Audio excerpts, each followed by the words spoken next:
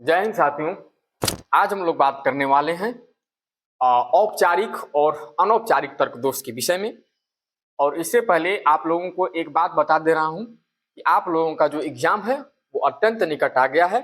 ऐसी स्थिति में जो भी जहां भी आपका दिल और दिमाग लगा है उसे नज़र को हटाइए, नज़र को बदलिए और नज़ारे को बदलिए। इसी के साथ एक शायरी है कि नज़र को बदलो तो नज़ारे बदल जाते हैं, नज़र को बदलो तो नज़ारे बदल जाते हैं, सोच को बदलो तो सितारे बदल जाते हैं। कश्तियाँ बदलने की ज़रूरत नहीं है, कश्तियाँ बदलने की ज़रूरत नहीं है, दिशा को बदलो तो किनारे बदल जाते हैं। देखिए, अब आप लोग जो जिस राह में जा रहे हैं, जो भी कश्तियाँ लेकर पानी में उतरे हैं, समुद्र में उतरे हैं, तो ऐसी स्थिति में क्या है कि अब आप अपना लोग विचार को बदलिए, सोच को बदलिए, नज़र को बदलिए और दिशा को बदलिए। आप खुद ब खुद बदल जाएंगे।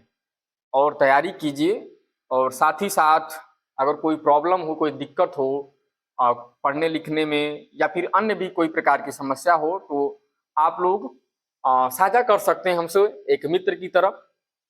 और लॉजिक जो कि हम लोग या फिर अन्य जो भी बीए का सब्जेक्ट है उसको हम लोग 30 दिन के अंदर क्रैश कोर्स के माध्यम से खत्म कराने का जो अथक प्रयास कर रहे हैं उसमें आप लोग पूरा समर्थन दीजिए। तो इसी के साथ हम लोग शुरुआत करते हैं औपचारिक तथा अनौपचारिक तर्क दोष। देखिए, औपचारिक तथा अनौपचारिक तर्क दोष को जानने से पहले हम लोग जानेंगे कि तर्क दोष क्या होता है। तो तर्क दोष के विषय में हम लोग बात करते हैं। देखिए, तर्क दोष क्या है?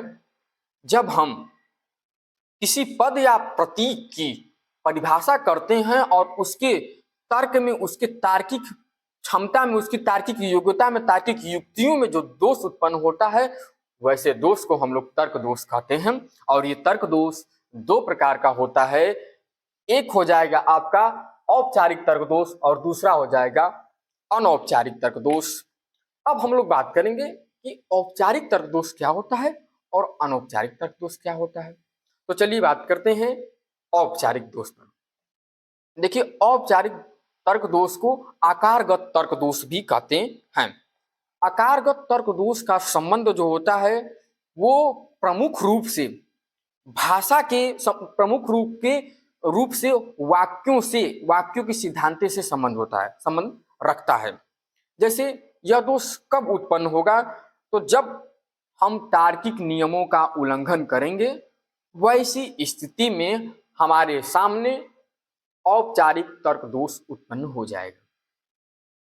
ठीक है, अब हम लोग बात करते हैं अनौपचारिक तर्क दोष के विषय में। तो अनौपचारिक तर्क दोष क्या है इसके विषय में चर्चा करते हैं। अनौपचारिक तर्क दोष जो है वो क्या है कि जब हम किसी शब्द का प्रयोग करते हैं, किसी विषय का वर्णन करते हैं और उसमें विषयांगत भाषा के प्रयोग यानी कि विषय से अलग भाषा का अगर जब प्रयोग हो रहा है तो उस स्थिति में आपका अनौपचारिक तर्क दोष उत्पन्न हो जाएगा। अनौपचारिक तर्क दोष भी दो प्रकार का होता है। ये आपका दो प्रकार का हो जाएगा। एक हो जाएगा आपके समक्ष प्रासंगिकत्व तर्क दोष और दूसरा हो जाएगा आपका संदिग्धार्थ तर्क दोष, फैलेसिस ऑफ रिलेवेंस, फैलेसिस ऑफ एम्बिग्यूटी। ठीक है, ये दो प्रकार का आपका तर्क दोष है। इस पे हम लोग थोड़ा ध्यान देते हैं कि ये क्या है और किस प्रकार से दोष उत्पन्न होगा, इसकी डेफिनेशन क्या, इसकी परिभाषा क्या, इस पे हम लोग देखेंगे। देखिए, प्रासंगिकत्व जो दोष है वो क्या होता है कि ऐसी सभी युक्तियां जिसमें तार्किकता के आधार पर जो आधार वाक्य होते हैं उस निष्कर्ष के लिए सार्थक सिद्ध नहीं होते हैं, अप्रासंगिकत्व होते हैं, तो वैसी स्थिति में आपका ये प्रासंगिकत्व दोष उत्पन्न होता है। यह दोष विभिन्न प्रकार का होता है। जैसे कि एक हो जाएगा आपका मुष्टि युक्ति दोष हो जाएगा, आपका व्यक्ति परक दोष हो जाएगा आपका, उसके बाद अज्ञान मूलक युक्ति दोष हो जाएगा। विभिन्न प्रकार की हैं, हम इस पर बारी बारी से चर्चा करते हुए चलेंगे। तो हम लोग पहला जान लेते हैं इसमें प्रासंगिकत्व में पहला जिसका नाम है मुष्टि युक्ति, आर्गुमेंट ऑफ होमिनेन। इस पे हम लोग बात करेंगे। देखिए ये क्या है, क्या होता है कि जब फिलॉसफी के दृष्टिकोण से, तर्कशास्त्र के लॉजिक के दृष्टिकोण से अगर हम लोग देखें, तो वैसी स्थिति में क्या होता है कि अगर जब दो लोगों के बीच में, दो व्यक्तियों के बीच में जब वाद विवाद होता है, अपने मत को सिद्ध करने की जब बात होती है, तो कोई कहता है अपना बल दिखाता है। यहाँ पे बात हुआ है मुष्टि। ये जो मुष्टि युक्ति है, मतलब जो बॉडी डोला सोला दिखा के और अपनी बात को मनवाने के प्रयत्न करता है, तो वैसी स्थिति में जो युक्तियों में दोष होता है उसे हम मुष्टि युक्ति तर्क दोष कहते हैं। ठीक है, यानी क्या हुआ, इसका स्पष्टीकरण करेंगे तो क्या समझ में आया कि अगर जो अपने बाहुबल के द्वारा, जो अपने मुष्टि के द्वारा अपनी बात मनवाने की प्रयत्न करता है, तो वैसी स्थिति में युक्तियों में जो दोष उत्पन्न होता है उसे हम मुष्टि तर्क दोष कहते हैं। ठीक है, अब हम लोग बात करेंगे दूसरा, इसका जो है वो हो जाएगा, ये पहला, इसमें ये दूसरा, दूसरा हो जाएगा व्यक्ति परक दोष। देखिए व्यक्ति परक दोष क्या होता है, जैसे कि दो लोग, यहाँ पे जितना भी दोष के विषय में बात करेंगे उसमें दो व्यक्तियों के मतों के विषय में बात होगा, दो मतों के बीच में, दो व्यक्तियों के बीच में। ठीक है, तो इसको केंद्र में रखते हुए चलेंगे हम लोग। तो इसमें क्या आएगा हम लोग का व्यक्ति परक। व्यक्ति परक में क्या होगा कि जैसे कि दो व्यक्ति हैं, अब अपना मत के विषय में कि मेरा सही है, मेरा सही है, इनमें अपना विचार हो रहा है। कई लोग वहां पर निर्णय को देखने के लिए आए हैं। अब वो मत को छोड़कर व्यक्ति परख, यानी जैसे कि चरित्र के ऊपर चले जाते हैं, उनके ऊपर लांछन लगाने लगते हैं। जैसे क्या होगा कि मान लीजिए कि दो दोस्त हैं, अब दोनों दोस्तों में किसी मत को लेकर बहस हो रहा है, वाद विवाद हो रहा है, सिद्धिकरण के लिए हो रहा है। तो उसमें क्या होगा कि बात हो रहा है विचारों पर, लेकिन बात करते करते बात इतना बढ़ती है, बात का इतना बतंगड़ हो जाता है कि वो व्यक्ति के चरित्र पर चला जाता है। अरे यार तुम क्या बात करोगे, तुम तो ऐसे हो वैसे हो, यानी कि सिद्धांत को छोड़कर क्या हो गया, व्यक्ति के चरित्र के ऊपर जब बात होगा, तो वैसी स्थिति में युक्तियों के अंदर दोष होने वाले दोष को हम लोग क्या कहेंगे, व्यक्ति परक तर्क दोष कहेंगे। देखिए अब व्यक्ति परक दोष होगा, फिर उसके बाद होगा अज्ञान मूलक युक्ति तर्क दोष। अज्ञान मूलक युक्ति में क्या होगा कि जब हम किसी मत का, दो लोग हैं, इसमें भी दो लोग रख लीजिए, जब हम किसी मत के विषय में किसी से बात करेंगे, दो लोग, तीन लोग, चार लोग, पांच लोग, अन्य सारे लोग रहेंगे, तो वैसी स्थिति में क्या होगा कि जब हम उनके मत के विषय में बात करेंगे तो क्या होगा कि कहीं शांत हो गए। जैसे कि हम लोग ने एक सिद्धांत पढ़ा होगा लाइबनिज का। लाइबनिज में क्या होता है कि कई सारे सिद्धांत पर वो मानते हैं कि भाई जो ज्ञान है जन्मजात है, और उसके बाद हर चीज को सिद्ध करते हैं, लेकिन जैसे ही ईश्वर का प्रत्यय को सिद्ध करने का आता है वैसे वहां पे तुरंत वो मान लेते हैं। यानी कि बात कर रहे थे आप जानने की, और जब वहां पर आपकी अज्ञानता का प्रकट हो जाता है, अज्ञान दिखाई दे देता है, तो आप कहते हैं कि नहीं यही होगा, यही होगा, यही सत्य है। ये क्या हो गया, अज्ञान मूलक युक्ति तर्क दोष। तो अब बात करेंगे हम लोग इसके चौथे पॉइंट पर। तीसरा तो ही गया अज्ञान मूलक युक्ति तर्क दोष। अब हम लोग बात करेंगे लोकोत्तेजक युक्ति। देखिए क्या होता है लोकोत्तेजक।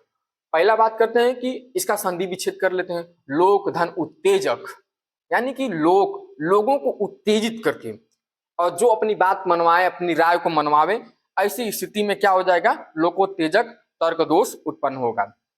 अगर इसे देखा जाए एक व्यवहार, एक सैद्धांतिक दृष्टिकोण से इसकी परिभाषा देखी जाए तो होगा जब हम तर्क का सहारा लेकर, जब हम तर्क का सहारा न लेकर ईर्ष्या का सहारा ले लेते हैं और जलन का सहारा ले लेंगे, द्वेष का सहारा लेंगे, पक्षपात का सहारा ले लेंगे, पूर्वाग्रह से ग्रसित भाव का सहारा ले लेंगे, तो वैसी स्थिति में जो हम लोग की युक्ति के सामने तर्क दोष उत्पन्न होगा वो आपका हो जाएगा लोकोत्तेजक तर्क दोष।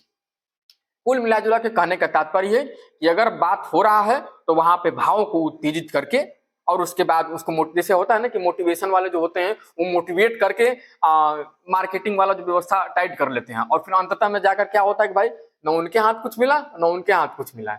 अभी देख रहे होंगे आप नेटवर्क मार्केटिंग का जो हालत है। हालांकि कहाँ तक सत्य है उसके विषय में कोई हमको जानकारी नहीं है, इसके विषय में हम पुष्टि भी नहीं करेंगे। तो ठीक उसी प्रकार से है कि आप क्या है कि मोटिवेट करके उनके भावों को आगे करके, भावों को उत्तेजित करके, साथ ही कुछ माध्यम होता है ईर्ष्या का भावना देके जब हम अपनी बात को मनवाने की कोशिश करेंगे तो वैसी स्थिति में आपका क्या हो जाएगा, लोकोत्तेजक युक्ति तर्क दोष।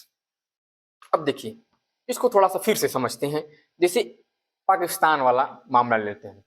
अब क्या होगा कि अगर कोई बात धर्म से हो जाएगा, तो अगर जो दो धर्म या दो देश के बीच में बात हो जाएगा, तो उसमें मान लो कि इंडिया इसमें कोई उपकरण जो है कि लॉन्च कर दिया। अब उसमें क्या होगा कि वो अपना लॉन्च नहीं करेगा पाकिस्तान, वो करेगा कि भाई इसमें थोड़ा सा बाधा पहुंचा दो, ठीक है। अब बाधा पहुंचाने के लिए कहेगा कि जो ये सब है वो सब काफिर हैं, क्या है पता नहीं क्या है, ठीक है। अब उसमें क्या है कि अपने जनता को क्या करेगा, लोगों को क्या करेगा, उत्तेजित करेगा, भड़काएगा। तो यही वाला भाव यहाँ पे है, लोकोत्तेजक युक्ति। अब हम लोग बात करेंगे श्रद्धा मूलक युक्ति। श्रद्धा मूलक युक्ति क्या है? श्रद्धा से आप समझ रहे हैं ना, जैसे भगवान के प्रति श्रद्धा होता है, ठीक है। तो वैसे ही अगर दो व्यक्ति हैं और एक विचारों के बीच में बात हो रहा है तो कहेगा कि प्रभु हमारा बात मान लीजिए, अरे प्रभु आप तो इतना महान हैं। तो ऐसी स्थिति में क्या हो जाएगा कि आप उसके अंदर श्रद्धा का भाव जागृत करके और अपने मत को प्रकट करने का प्रयास कर रहे हैं, तो ये हो जाएगा आपका श्रद्धा मूलक युक्ति तर्क दोष। अब हम लोग बात करेंगे सोपाधि या उपलक्षण दोष। सोपाधि या उपलक्षण दोष, देखिए क्या होता है सोपाधि या उपलक्षण दोष। जब हम किसी सामान्य सिद्धांत का उपयोग एक विशेष विषय में करना चाहते हैं जिसकी आकस्मिकता परिस्थिति और उस सिद्धांत के अनुपयोगी बना दे, तो वहां पे सोपाधि या उपलक्षण दोष हो जाता है। जैसे क्या होगा कि मान लो कि हम कोई सिद्धांत सिद्ध करना चाहते हैं। अब वैसी स्थिति में क्या होगा कि कोई बाहर से हमारे मन में कुछ और सिद्धांत आ गया, ठीक है। तो उस प्रकार की जो युक्ति में दोष होगा वह आकस्मिक जो शब्द आ जाएगा, आकस्मिक जो वाक्य आ जाएगा, तो वैसी स्थिति में आपका कौन सा दोष हो जाएगा, सोपाधि उपलक्षण दोष। अब देखिए इसमें एक अच्छा एग्जांपल ये भी है सोपाधि उपलक्षण तर्क दोष में क्या है। जैसे कि पानी एक द्रव्य पदार्थ है, कंफर्म, पानी एक क्या है, द्रव पदार्थ है, ठीक है। बर्फ क्या है, बर्फ पानी है, मान लेते हैं कि बर्फ क्या है, पानी है। अगर इस स्थिति में देखा जाए तो निष्कर्ष निकाल जाए तो क्या निकलेगा कि बर्फ एक द्रव पदार्थ है, लेकिन है नहीं, बर्फ द्रव नहीं, बर्फ क्या है, ठोस है, ठीक है। तो ये क्या हो जाएगा आपका सोपाधि या उपलक्षण दोष। अब हम लोग बात करेंगे इसका जो आठवां है वो है आपका परिवर्तित परिवर्तित उपलक्षण या सोपाधि तर्क दोष। देखिए परिवर्तित उपलक्षण क्या है, एक एग्जांपल से समझ लेते हैं। जैसे कि अभी जो पुलिस को आप लोग देखेंगे कि कई जगहों पे मतलब शूट एंड साइड का जो ऑर्डर नहीं मिलता है, सामान्य रूप से गोली चलाने का जो आज्ञा प्रदान नहीं रहता है, तो ऐसी स्थिति में जो सिद्धांत बनाया गया है उस सिद्धांत का तुरंत तात्कालिक निर्णय ले लिया जाता है। तो इसको हम लोग थोड़ा सा समझ लेते हैं कि क्या इसमें है। क्या होता है कि एक बार एक घटना होती है। अब एक घटना क्या होती है कि कई सारे ऐसे लोग होते हैं जिसमें मिलकर कई लोग मिलकर उपद्रव कर देते हैं, उपद्रव कर देते हैं। अब पहले से पुलिस को जो है गोली चलाने का मान लेते हैं कि अधिकार था। अब उपद्रवियों में कुछ निर्दोष भी शामिल होंगे, जाहिर सी बात है, जो कि न इधर का होंगे ना उधर का होंगे, और उनको गोली लग गया। अब अगर उनको गोली लग जाता है और उस स्थिति में ऐसा सिद्धांत बनाया जाता है कि उपद्रव में पुलिस को गोली चलाने का अधिकार नहीं है, या फिर अब अधिकार ये दिया जाए कि कभी भी किसी भी परिस्थिति में पुलिस किसी को भी गोली नहीं मार सकती है, तो ये सिद्धांत बनाना गलत हो जाएगा। हालांकि ये बात सही है कि उपद्रव में निर्दोष को गोली लग जाती है, उसकी जान चली जाती है, ये गलतियां हैं, ये खामियां हैं, लेकिन इसके आधार पर सिद्धांत कतई नहीं बनाया जा सकता है कि आप पुलिस को हमेशा इजाजत ही न दे कि वो गोली न चलाए। अगर गोली न चलाए तो बंदूक भी न दीजिए। खैर ये अलग मुद्दा है, इस पे अलग से चर्चा हो सकता है, लेकिन आप लोग समझने के लिए सिर्फ इतना ही समझिए कि कुछ परिवर्तित यानी पूर्व में हुए हुए घटनाओं के आधार पर कोई ऐसा सिद्धांत सार्वभौम के लिए न बना दें जिसकी वजह से इसमें दोष उत्पन्न हो जाए। ठीक है, ये आपका हो जाएगा परिवर्तित उपलक्षण या सोपाधि तर्क दोष। अब हम लोग बात कर लेंगे मिथ्या कारण दोष। मिथ्या कारण दोष मोस्ट इंपॉर्टेंट है भाई, फैलेसी ऑफ फॉल्स। ये जो आपका है ये मतलब कि बहुत बार एग्जाम में पूछा भी गया है और मिथ्या कारण दोष होता रहता है। तो देखिए प्राचीन इतिहास में, प्राचीन साहित्य में जो आपका दर्शन है उसमें क्या होता है कि मिथ्या कारण को दोष को दो नामों से जाना जाता है। एक अकारण कारण दोष, अकारण कारण दोष, और दूसरा हो जाएगा काकतलीय कारण दोष। ठीक है, यानी कि क्या हो जाएगा, अब इसको समझेंगे हम लोग। अकारण कारण दोष क्या होता है कि जैसे कि मान लो कि कहीं भूकंप आ गया। अब मान लो कि यहीं पे इलाहाबाद यूनिवर्सिटी है, अब इलाहाबाद यूनिवर्सिटी में भूकंप आ गया। ठीक है, अब भूकंप आने से कोई मकान एकाएक गिर गया। अब गिर जाने के बाद जो धार्मिक लोग आएंगे वहां पे वो कहेंगे जानते हो भैया भगवान शंभू का ही प्रकोप है, वो गुस्साएं और पृथ्वी हिली डगमगाने लगी। और इलाहाबाद यूनिवर्सिटी में जो अत्याचार हो रहा है, न्याय हो रहा है, आप लोग तो देख ही रहेंगे क्या क्या हो रहा है, इसके विषय में हमको कहना भी नहीं है। अब उसके कारण से क्या हुआ कि वो जो आवास है वो गिर गया। तो ये क्या हुआ कि उसका कारण वो है ही नहीं, लेकिन उसको भी कारण मान लिए। तो वैसी स्थिति में यानी जो कारण नहीं है फिर भी उसे कारण मान लेना, वो उसमें कौन सा दोष उत्पन्न होगा, अकारण कारण तर्क दोष उत्पन्न हो जाएगा। ठीक है, दूसरा क्या है काकतलीय तर्क दोष। काकतलीय तर्क दोष में क्या होता है कि पूर्ववर्तीय घटना को परवर्तीय घटना का कारण मान लेते हैं। जैसे मैंने पेपर दे, कोई लड़का है, हमको छोड़िए कोई अन्य लड़का है, ठीक है, जो धार्मिक दृष्टिकोण से बहुत आस्था रखता है, अरे भाई ये हो जाएगा तो मतलब आज ठीक नहीं होगा। तो वैसी स्थिति में जैसे मान लीजिए कि कोई एक लड़का पेपर देने गया, पेपर देने से पहले, पेपर निकलने से पहले क्या होगा कि उसको छींक आ गया। और कई सारे धर्म में आप लोग देखेंगे तो जो छींक आना होता है किसी कार्य से पहले उसे शुभ नहीं माना जाता है। ऐसी स्थिति में क्या होगा कि अरे भाई छींक आ गया, अर्थात क्या होगा कि हमारा जो प्रश्न है, प्रश्न का उत्तर है वो अच्छा नहीं बनेगा। ठीक है, तो इस प्रकार जो दोष उत्पन्न होगा उस दोष को हम लोग काकतलीय तर्क दोष कहते हैं। अब हम लोग बात करेंगे इसमें जो दूसरा पार्ट बताए थे, यानी कि तर्क दोष दो प्रकार का होता है, प्रासंगित्व और दूसरा हो जाएगा आपका संदिग्धार्थ या भाषागत दोष। तो दूसरा वाले का बात करते हैं हम लोग। यहाँ पे देखिए, इसमें पहला वाले में बता दिए प्रासंगिकत्व दोष, इसमें 7-8 प्रकार के हो जाएंगे आपके तर्क दोष। ठीक है, अब हम लोग दूसरा पर बात करेंगे कि संदिग्धार्थता या भाषागत दोष क्या होता है। ठीक है, इसमें हम लोग चर्चा करेंगे। तो देखिए ये जो दोष है वो शब्दों के माध्यम से, वाक्यों के माध्यम से, इसमें कुछ जो गड़बड़ियां रहेंगी, कुछ दोष रहेंगे, वैसे ही दोष को यहाँ पे क्या हो जाएगा आपका संदिग्धार्थता या फिर भाषागत तर्क दोष। देखिए भाषागत नाम ही हो गया, यानी कि भाषाओं के आधार पर यहाँ पे तर्क दोष का निवारण होगा, भाषाओं के आधार पर तर्क दोष का यहाँ पे पहचान होगा। तो भाषाओं में जो भी शब्दों में भी जो भी गलतियां आएंगी, जो दोष उत्पन्न होंगे, वो आपका हो जाएगा भाषागत तर्क दोष। देखिए ये जो है 6 प्रकार के, लगभग 5 प्रकार के होते हैं। क्या हो जाएगा, पहला अनेकार्थक तर्क दोष, वाक्य छल तर्क दोष, स्वराघात तर्क दोष, उसके बाद हो जाएगा विग्रह या विभाजन तर्क दोष, और एक है संग्रह तर्क दोष। ठीक है, तो इसको हम लोग समझ लेंगे।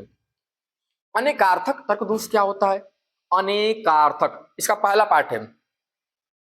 दूसरा में क्या बताए हैं, भाषागत तर्क दोष, भाषागत तर्क दोष जो होगा उसमें इसका पहला हो जाएगा अनेकार्थक तर्क दोष। देखिए अनेकार्थक तर्क दोष क्या है, अनेक, इसका संधि विच्छेद कर लेते हैं, अनेक, अनेक धन अर्थ। ठीक है, अनेकार्थक यानी ऐसा शब्द, ऐसा वाक्य, ऐसा पद, ऐसा प्रतीक जिसका एक अर्थ न हो के बल्कि 2 या 2 से अधिक अर्थ हो, वैसे स्थिति में अनेकार्थक तर्क दोष उत्पन्न होगा। ठीक है, क्लियर है एकदम अच्छे से। तो आप लोगों का ये हो गया अनेकार्थक तर्क दोष। जैसे एक एग्जांपल लेते हैं, द्विज, जो ये द्विज है, द्विज जनेऊधारी है। ठीक है, द्विज क्या है? जनेऊधारी है। अब पक्षी क्या है? पक्षी जो है वो द्विज है। ठीक है, अब इस प्रकार से क्या निष्कर्ष निकल जाए, इसलिए जो पक्षी है वो क्या हो जाएगा? जनेऊधारी हो जाएगा। ठीक है, अब यहां पर समझिए, ये जो द्विज है ये मध्यम पद हो गया। इसका दो अर्थ हो सकता है, एक द्विज मतलब होता है पक्षी, और एक हो जाएगा द्विज मतलब शायद ब्राह्मण भी होता है। ठीक है, तो एक ही शब्द है, इसका दो अर्थ हो गया। द्विज जनेऊधारी है, अगर इसका अर्थ ब्राह्मण लिया जाए तो क्या हो जाए? ब्राह्मण क्या है? जनेऊधारी है। अब क्या हो जाएगा कि पक्षी द्विज है, तो बताओ क्या पक्षी जो है जनेऊधारी हो सकती हैं? तो नहीं हो सकती हैं। ऐसी स्थिति में जो शब्दों के अर्थों में एक से अधिक मात्रा में अर्थ उत्पन्न होते हैं और उसको पहचानने में दिक्कत होती है, प्रॉब्लम होती है, उसमें दोष उत्पन्न होता है, तो आपका हो जाएगा अनेकार्थक तर्क दोष। ठीक है, अब हम लोग बात कर लेते हैं इसके वाक्य छल दोष। वाक्य छल दोष, छल मतलब धोखा। ठीक है, धोखा के विषय में आप लोग बहुत अच्छे से वाकिफ होंगे। तो अब वाक्य के माध्यम से कैसे कोई धोखा देता है इसको समझ लेते हैं। इसको भी आप जानते ही होंगे, बस थोड़ा सा हम किताबी भाषा में बता देंगे और फिर इसको व्यवहारिता दृष्टिकोण से देखेंगे। बाकी तो आप लोग इसके विषय में भली भांति परिचित होंगे। अभी फिलहाल में महीना भी चल रहा है, इसमें सेट वेट सब कुछ का। ठीक है, तो इसमें बात करते हैं हम लोग वाक्य छल दोष। देखिए वाक्य छल दोष में क्या होगा, क्या होता है वाक्य छल दोष में? एक शब्द, एक वाक्य ले लेते हैं। ठीक है, भागो मत लड़ो, इसका दो वाक्य बनाते हैं। ठीक है, भागो मत लड़ो, अब दूसरा बना लेते हैं भागो मत, भागो मत लड़ो। देखिए समझिए इसको, वाक्य छल दोष में क्या होता है? यहां पे क्या होते हैं कि दो दोस्त होते हैं। ठीक है, अब दो दोस्त होते हैं और दोनों साथ जाते हैं, और साथ जब जाते हैं तो वहां पे लड़ाई हो जाता है। अब ऐसी स्थिति में क्या हो जाए कि लड़ाई जब होता है तो ये जो पहला वाला दोस्त है वो कहता है कि भाई भागो मत। पहला वाला दोस्त क्या कहता है कि भागो भागो मत लड़ो मारे जाओगे। क्या बोलता है कि भागो मत लड़ो मारो जाओगे। वहीं पे जो उसका दूसरा दोस्त होता है वो कहता है कि भाई भागो मत, देखो वाक्य वही है, भागो मत लड़ो, जो होगा देख लेंगे। पहला क्या बोला? एक ही वाक्य है कि भागो मत लड़ो। पहला वाले में बोलता है कि भाई क्या हुआ कि भागो मत लड़ो, रवाना ले लो, यहां से 9 2 11 हो जाओ। दूसरा क्या बोलता है कि भागो मत लड़ो, जो होगा वो देख लिया जाएगा। तो देखे रहे हैं आप लोग कैसे किस प्रकार से यहाँ पे वाक्य छल दोष हो रहा है। ठीक है, अब हम लोग बात करते हैं विग्रह दोष। देखिए विग्रह दोष में क्या होता है, इसमें जो होता है वो समष्टि के माध्यम से व्यष्टि का निष्कर्ष निकाला जाता है। समष्टि और व्यष्टि पहले समझ लेते हैं, ये विग्रह दोष है। कौन सा? विग्रह। दूसरा हो गया, तीसरा हो गया, चौथा है आपका विग्रह दोष। ठीक है, विग्रह दोष में क्या होता है आपका समझने का तात्पर्य कि इसमें समष्टि के माध्यम से, समष्टि से व्यष्टि का निष्कर्ष निकाला जाता है, यानी कि सभी के माध्यम से एक के विषय में जो निष्कर्ष निकाला जाए, वैसी स्थिति में अगर ऐसा नहीं होता है या फिर हो जाता है तो वो क्या होता है, एक तर्क दोष उत्पन्न होगा, और उस तर्क दोष को हम लोग कहेंगे विग्रह तर्क दोष। इसका एक अच्छा एग्जाम्पल हम लोग ले लेते हैं, जैसे कि कमरा में पढ़ने वाले, मान लीजिए कि कोई किसी नेता का भाषण है। ठीक है, अब ऐसा अनुमान लगाया गया कि जो भी भाषण सुनने आएगा वो सब नेता होगा। ठीक है, अब बताइए कि एक अन्य लड़का जिसका नेतागिरी से कोई संबंध नहीं है वो भी भाषण सुनने जाता है, ध्यान से समझिएगा। तो अब अगर उसके विषय में अनुमान लगाया जाए कि वो नेता होगा, तो ये गलत होगा या सही होगा? जाहिर सी बात है कि गलत होगा, क्योंकि उसका तो रुचि है ही नहीं नेतागिरी में। तो ये क्या है कि सभी के माध्यम से जब हम एक के विषय में निर्णय करते हैं, अनुमान लगाते हैं, और वो निर्णय या अनुमान हमारा गलत हो जाता है, खारिज हो जाता है, तो वैसी स्थिति में आपका विग्रह दोष हो जाता है। और विग्रह दोष क्या होता है? समष्टि से विमष्टि का निष्कर्ष, समष्टि से व्यष्टि का निष्कर्ष निकाला जाता है। अब आपका दोष हो जाएगा एक संग्रह दोष। क्या?